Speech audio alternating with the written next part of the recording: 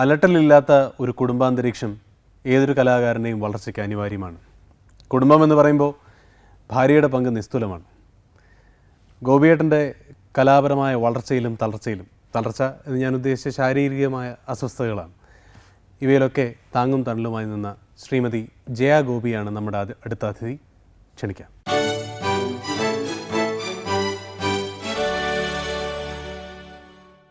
എങ്ങനെയാണ് കണ്ടത്, പരിചയപ്പെട്ടത്, വിവാഹം? അതൊക്കെ പരിചയപ്പെട്ടതും കണ്ടതൊക്കെ കല്യാണത്തിന് ശേഷമാണ്.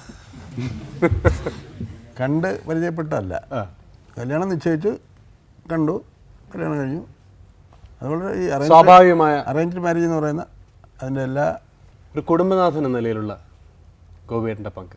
നല്ലൊരു പെർഫെക്റ്റ് ആയിട്ടുള്ള ഒരു ഭർത്താവ്. ഒരുപാട് സമയം കൂടെ കിട്ടുന്നില്ല എന്നൊരു പരാതി ഉണ്ടായിരുന്നു. ഇപ്പം അല്ലല്ലോ. എന്നൊക്കെ വല്ലപ്പോഴെങ്കിലും വീട്ടിൽ കാണാൻ കിട്ടുന്നില്ലല്ലോ എന്നുള്ളതായിരുന്നു. ഇപ്പം അങ്ങനെയല്ല, ഇപ്പോൾ വല്ലപ്പോഴെങ്കിലും പുറത്ത് പോകുന്നില്ലല്ലോ. ഞാൻ ഈ അർദ്ധരാത്രി ഒരു നാടകം എന്നൊക്കെ പറഞ്ഞ് നടക്കുന്ന ആളാണ്. അപ്പം ആ കാലഘട്ടങ്ങളിൽ ഞാൻ വീട് ഏൽപ്പിക്കുന്നത് എൻ്റെ ഭാര്യയുടെ സഹോദരങ്ങളെയും അമ്മയെയും ഒക്കെയാണ്. അപ്പം എനിക്ക് ഞാൻ വിശ്വസിച്ചിറങ്ങി പോകും.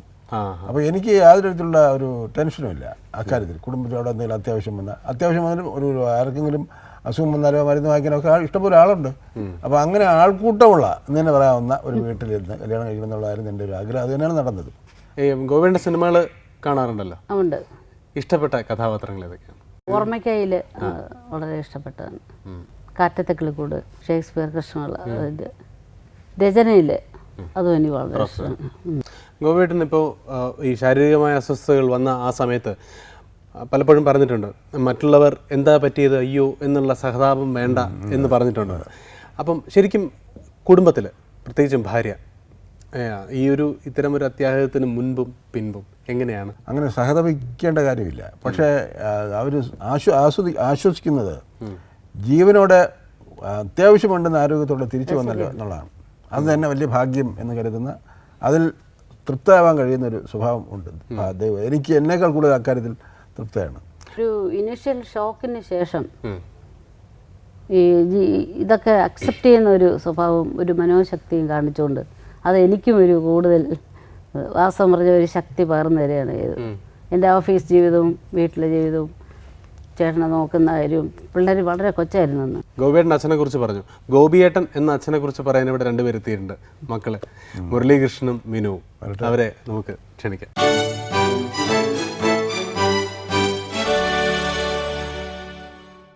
അച്ഛനെ കുറിച്ച് പറഞ്ഞു തുടങ്ങാം.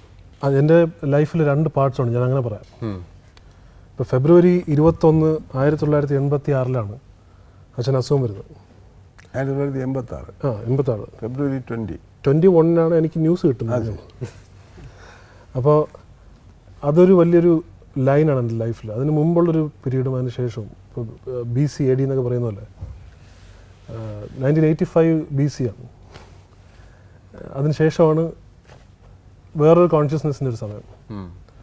അപ്പോൾ അതിന് മുമ്പുള്ളൊരു അച്ഛൻ എന്ന് പറയുമ്പോൾ അച്ഛനേക്കാൾ ഉപരി അച്ഛൻ അവശേഷിപ്പിച്ചിട്ട് പോകുന്ന ഒരു വീടിൻ്റെ ഒരു മൂഡും ഈ ബ്രൂട്ടും റോത്ത്മാൻ സിഗരറ്റിൻ്റെയും മണവും അങ്ങനെയൊക്കെയുള്ള അച്ഛൻ അങ്ങനെയാണ് അതിന് മുമ്പുള്ളൊരു ഇത്. അങ്ങനെ ഒരു പരിചയപ്പെടൽ പോലും സാധ്യമല്ലാത്തൊരു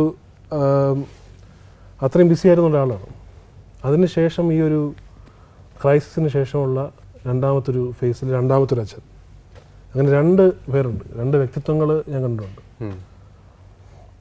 അതിനെക്കുറിച്ച് വളരെ എലാബറേറ്റ് പറഞ്ഞ് ഒരുപാട് പറയേണ്ടി വരും. അതുകൊണ്ട് ഒരു അച്ഛൻ്റെ ഒരു പൊതു സ്വഭാവം എനിക്ക് തോന്നിയിട്ടുള്ളതെന്ന് പറഞ്ഞാൽ, സാധാരണ ആൾക്കാർ പറയും വളരെ റഫാണ്, വളരെ ടഫാണ്, ഭയങ്കര ഒരു പരുക്കനാണ്. അൺപ്രഡിക്റ്റബിളി പ്രഡിക്റ്റബിൾ എന്ന് പറയുന്ന ആളാണ് അച്ഛൻ. ശീലം കൊണ്ട് അച്ഛനെ എളുപ്പം മനസ്സിലാക്കി എന്നാണോ മുരളി പറയുന്നത്? എനിക്ക് തോന്നുന്നു, ഞാൻ അവകാശപ്പെടുന്നതും ഞാനായിരിക്കാം ഏറ്റവും കൂടുതൽ അച്ഛനെ മനസ്സിലാക്കിയിട്ടുള്ള ആളാണെന്നാണ്. അച്ഛനെ ഈ പറഞ്ഞ ഈ ഒരു അൺപ്രഡിക്റ്റബിലിറ്റി എത്രത്തോളം അച്ഛനിലെ നടനെ സഹായിച്ചിട്ടുണ്ടെന്നാണ് മുരളിയുടെ?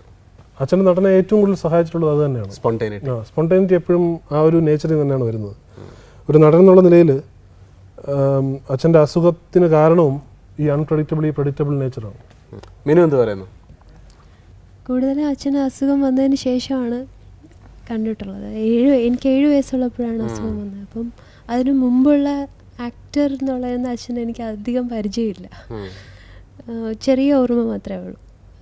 അതിന് ശേഷമുള്ളത് പറയുകയാണെങ്കിൽ ഭയങ്കര സ്ട്രിക്റ്റ് അങ്ങനെയൊന്നുമല്ല. ഭയങ്കര ഒരു കാര്യം ഒരു സ്ഥലത്ത് എന്തെങ്കിലും വെച്ചിരുന്ന അത് അവിടെ തന്നെ വെക്കണം. പെർഫെക്ഷനിസ്റ്റാണ്.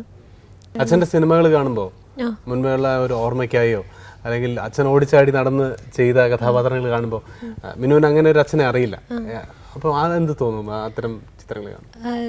ഐ ആം ലക്കി ബിക്കോസ് അച്ഛൻ ഫിലിമിൽ അഭിനയിച്ചിട്ടുള്ളത് കൊണ്ട് അതെനിക്ക് കാണാൻ പറ്റുന്നുണ്ടല്ലോ എന്ന് ഞാൻ ആലോചിക്കാറുണ്ട്. അച്ഛനെ ഇഷ്ടപ്പെട്ട കഥാപാത്രങ്ങൾ ഏതൊക്കെയാണ്? അച്ഛൻ്റെ ഈ റെഗുലർലി അക്ലെയിംഡ് ആയിട്ടുള്ള ക്യാരക്ടേഴ്സിനെക്കാളും ഇപ്പോൾ ഒട്ടും അക്ലെയിം കിട്ടാത്തൊരു ക്യാരക്ടറാണ് സന്ധ്യ വൈകുന്നേരത്തിലെ ജഡ്ജ്. അതെനിക്ക് വളരെ ഇഷ്ടമുള്ളൊരു ക്യാരക്ടറാണ്. അതൊട്ടും അതിന് അർഹമായ ഒരു ഇത് കിട്ടാത്തൊരു ക്യാരക്ടറാണ്. പിന്നെ ഉള്ളത് ഗായത്രി ദേവി എൻ്റെ അമ്മ എന്ന സിനിമയിൽ എനിക്ക് ഏറ്റവും എൻ്റെ ഫേവറേറ്റാണ്. അത് ഈ ഒരു ആക്ടറിൻ്റെ ടച്ചും ഒരു ഈച്ച് ആൻഡ് എവറി ജസ്റ്ററിലും ആ ഒരു വളരെ ഫോക്കസ്ഡ് ആയിട്ടുള്ളൊരു പെർഫോമൻസാണ് ഗായത്രി ദേവൻ്റെ അമ്മ. അപ്പോൾ എൻ്റെ ഒരു ഫേവറേറ്റ് ഫിലിം എന്ന് പറയുന്നത് ഞാൻ അത് രണ്ടുമാണ്. മുരളി എഴുതി ഗോപിയേട്ടൻ സംവിധാനം ചെയ്യുന്ന ഒരു ചിത്രം വരുന്നുണ്ടോ? അതെ ഞാൻ എഴുതി അച്ഛൻ സംവിധാനം ചെയ്യുന്ന ഒരു ഫിലിം അതിൻ്റെ ഡിസ്കഷനിലാണ്. അത് വളരെ ഒരു സാങ്കല്പിക കഥയൊന്നുമല്ല. എൻ്റെ കുട്ടിക്കാലത്ത് ഞാൻ കണ്ട ഒരു വ്യക്തിയുടെ ജീവിതത്തിൻ്റെ കഥയാണത്. ഞാനൊരു ആക്ടിങ് കപ്പാസിറ്റി ഉള്ള ആളാണ് എന്ന് മറ്റുള്ളവർ പറയുന്നത് പോലെ തന്നെ എൻ്റെ മകൻ്റെ കയ്യിൽ ഈ സിനിമയുടെ യഥാർത്ഥ കഥാരൂപം എങ്ങനെയാണ് ഉണ്ടാക്കേണ്ടതെന്നുള്ളത് വളരെ വളരെ അപൂർവമായ രീതിയിൽ കിട്ടിയിരിക്കുന്നതിൻ്റെ വലിയ സന്തോഷം തോന്നി. അപൂർവ സിദ്ധിയായിട്ടാണ് തോന്നിയത്. എൻ്റെ ക്രിയേഷനെ ഇൻസ്പയർ ചെയ്തിട്ടുള്ളത് അച്ഛൻ്റെ എഴുത്തോ അച്ഛൻ്റെ പെർഫോമൻസോ എന്നതിലുപരി അച്ഛൻ്റെ ലൈഫാണ്, ആറ്റിറ്റ്യൂഡാണ്. അച്ഛൻ്റെ ലൈഫാണ്, അച്ഛൻ്റെ ആ സ്റ്റോറി ഓഫ് ഹിസ് സ്റ്റോറി, അതാണ് എന്നെ ഏറ്റവും കൂടുതൽ ഇൻസ്പയർ ചെയ്തിട്ടുള്ളത്. അപ്പോൾ ഈ പറഞ്ഞ പോലെ ഈ ഫസ്റ്റ് ഹാഫ് സെക്കൻഡ് ഹാഫ് എന്നൊക്കെ പറഞ്ഞ് വളരെ തിട്ടപ്പെടുത്തിയ ഒരു ലൈഫ് സ്റ്റോറി ഉള്ള ഒരാളാണ്.